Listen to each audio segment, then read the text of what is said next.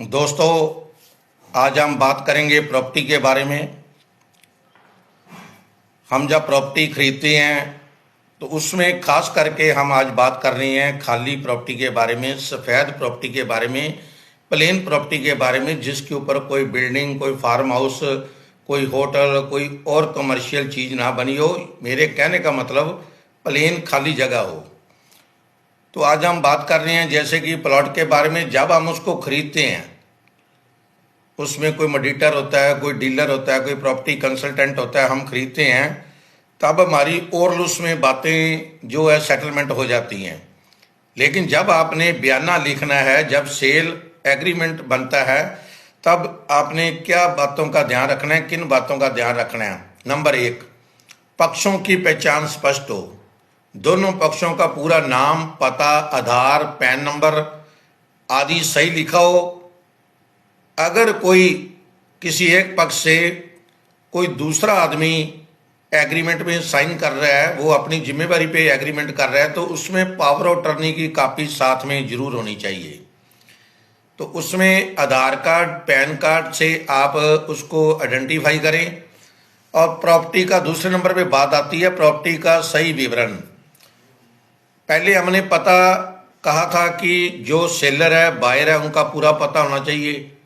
अब हम बात कर रहे हैं प्रॉपर्टी का पूरा पता होना चाहिए। प्रॉपर्टी किस लोकेशन में, किस वाक़या पर है, जिस एरिया में प्रॉपर्टी है वहाँ का पूरा पता, खसरा नंबर, प्लॉट नंबर, खेवट नंबर, खतौनी नंबर, और उसका कुल वर्ग फुट कितना एरिया है, और उसकी जो दिशाएं हैं प्रॉपर सही लिखी हों। उसकी जो बाउंड्रीज है वो प्रॉपर सही लिखी हों भी, कितनी सीमा दक्षिण में है, पूर्व में है, पश्चिम में है, और साथ में किन किन लोगों की प्रॉपर्टी पड़ती है, ये जरूर स्पष्ट रूप से लिखें। एक बात और ध्यान रखने वाली है, संपत्ति पर किसी भी तरह का विवाद या उस पर लोन नहीं होना चाहिए। इस बात का भी आपको ध्यान रखना जरूरी है, नहीं तो आपको परेशानी आ सकती है। तीसरी बात आ जाती है कुल कीमत और भुगतान की शर्तें। उसका कुल कितना प्राइस तय हुआ है वो लिखा जाए। एडवांस और टोकन मनी का जिक्र करें, और जो बकाया रकम है कब और कैसे दी जाएगी।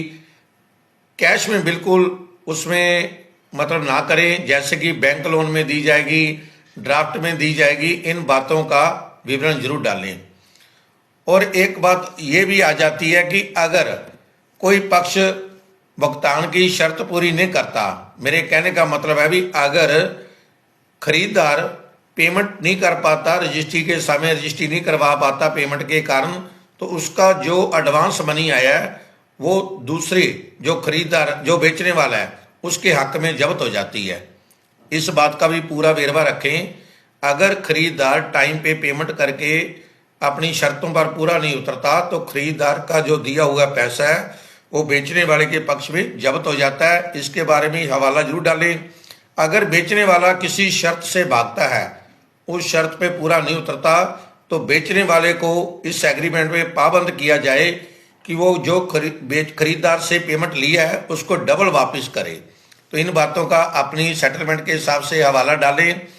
चौथे नंबर पर आ जाती है सेल डेट की तारीख और रजिस्ट्री की प्रक्रिया।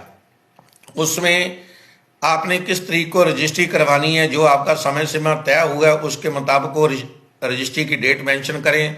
ध्यान रखें उस दिन कोई छुट्टी वाला दिन ना हो। रजिस्ट्री का खर्चा कौन देगा? आमतौर पर खरीदार ही रजिस्ट्री का खर्चा देता है, और जो है बेचने वाले का इसमें कोई रोल नहीं होता। इस बात का भी उसमें मेंशन करें। ओनरशिप और टाइटल की गारंटी, विक्रेता जो है, जो बेचने वाला, लिखित रूप से घोषित करता है कि वो उस प्रॉपर्टी का मालिक है। किसी मुकदमे, गिरवी या लोन से ये प्रॉपर्टी मुक्त है। यदि कोई दावा विवाद निकलता है तो उसकी जिम्मेदारी विक्रेता की होगी, बेचने वाले की होगी। 6 नंबर पे हम बात करते हैं पोजेशन कब मिलना है। प्रॉपर्टी का पोजेशन कब और किस हालत में दिया जाएगा, ये इसमें वेरवा जरूर डाला जाए, नहीं तो आपको परेशानी हो सकती है। और जो इसमें एक बात आती है 7वें नंबर पर स्टैम्प पेपर और रजिस्ट्री। एग्रीमेंट को उचित मूल्य के स्टैम्प पेपर पर बनवाया जाए। अलग अलग स्टैम्प, स्टेट की जो गवर्नमेंट है उन्होंने अलग अलग पेमेंट तय की हुई है। जैसे कि पंजाब सरकार ने एग्रीमेंट के लिए 4000 की जो स्टैम्प ड्यूटी है वो निर्धारित की है। अगर आप 4000 रुपये के स्टाम्प पे जो एग्रीमेंट करवाते हो वो सही महीने में वैलिड है। कई बार क्या होता है, पार्टियां एक दूसरे को जानती होती हैं, विश्वास होता है तो वो 50-100 रुपये पे भी करवा लेते हैं, जबकि सही महीने में पंजाब सरकार के आदेशों के मुताबिक 4000 रुपये की स्टैंप ड्यूटी ही वैलिड है। इसमें दोनों पक्षों के प्रॉपर हस्ताक्षर और गवाहों के हस्ताक्षर होने चाहिए। गवाहों के नाम और उनका पता पूरा स्पष्ट रूप से लिखा होना चाहिए। अब 8 नंबर पे बात करते हैं कानूनी सुरक्षा रद्द करने की शर्तें। यह स्पष्ट करें कि किन परिस्थितियों में इस एग्रीमेंट को रद्द किया जा सकता है ताकि किसी भी पार्टी का नुकसान ना हो। विवाद की स्थिति में किस कोर्ट का क्षेत्र का अधिकार होगा, ये जरूर लिखें। कई बार क्या होता है, खुदा ना खास्ता कोई डिस्प्यूट हो जाता है तो उसमें ये जरूर मेंशन करें कि अगर किसी तरह के विवाद एग्रीमेंट को लेकर हो जाता है, उस प्रॉपर्टी को लेकर हो जाता है, तो वो किस कोर्ट या क्षेत्र का अधिकार होगा, कहाँ पर ये केस जो है फाइल किया जाएगा। 9 नंबर पे हम बात करते हैं अतिरिक्त दस्तावेज जांचे। म्यूटेशन इंतकाल। म्यूटेशन इंतकाल जो है, जिसको हम दाखिला खारिज भी बोलते हैं, वो चेक करें जो प्रॉपर्टी सेल कर रहा है उसके नाम पर दाखिला खारिज या ये कह लो इंतकाल म्यूटेशन चढ़ा हुआ या नहीं चढ़ा हुआ सरकार के रिकॉर्ड में, ये ध्यान में रखें। और इस बात की भी तसल्ली करें कि इंतकाल, जितनी आप प्रॉपर्टी खरीद रही हैं उतने मरले का, उतने फुट का उसमें इंतकाल है या नहीं, ये बात जरूर यकीनी बनाई जाए। उसके बाद आती है बात प्रॉपर्टी टैक्स की। अगर आपकी स्टेट में कोई सरकार ने प्रॉपर्टी टैक्स प्रॉपर्टी के ऊपर लगा रखा है तो up to date property tax की रसीद लें, पिछली जो सेल डीड की कॉपी है वो भी लें, और ये भी जांचें कि जो आपको प्रॉपर्टी सेल कर रहा है उसके हाथ में ओरिजिनल उसके नाम की रजिस्ट्री जो है, सेल डीड है, वो है या नहीं है। एनओसी, जिसको हम नो ऑब्जेक्शन सर्टिफिकेट बोलते हैं, वो संबंधित जैसे कि नगर निगम, कौंसल या पुडा से जिस तरह की आपके एरिया में प्रॉपर्टी है उसको लेना यकीनी बनाएं। एनओसी लेना आपके लिए बेहद ज़रूरी है। उसके बाद आता है इनकमरेंस सर्टिफिकेट। ये सर्टिफिकेट भी बेहद ज़रूरी है, किसी तरह का लोन आदि का विवाद ना हो। अगर आपको खुद को ये नहीं पता तो आप इसको नोटरी वकील से भी अटेस्ट करवा सकते हैं, क्योंकि जो प्रॉपर्टी से संबंधित जानकारी रखता है वकील, जो एक्सपर्ट वकील है, उससे वो सारा प्रूफ जो मैटर है चेक करवाएं और उनकी राय जरूर रहे ताकि उसमें किसी तरह की कोई कमी ना रह जाए।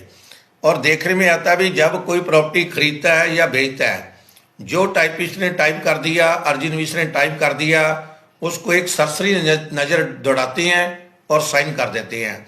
आप एक एक लाइन को अच्छी तरह ध्यान से पढ़ें, उसमें कोई वर्डिंग गलत तो नहीं लिखी गई है, उसमें कोई सेंस उसकी गलत तो नहीं निकलती, इस बात की जरूर जांच करें।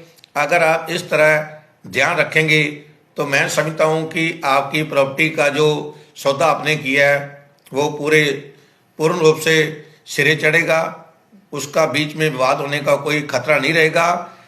अगर आप बयाना राशि दे रहे हैं, ये खास बात ध्यान रखें, वो जो बयाना राशि दे रही है वो आप बैंक ट्रांजैक्शन के जरिए दिए जाएं, जैसे आरटीजीएस हो गया, चेक हो गया, ऑनलाइन पेमेंट होगी, इंटरनेट बैंकिंग होगी, पे ऑर्डर हो गया। कैश मनी भारत सरकार ने मना किया है कि आप 2 लाख से ज़्यादा कैश मनी नहीं दे सकते।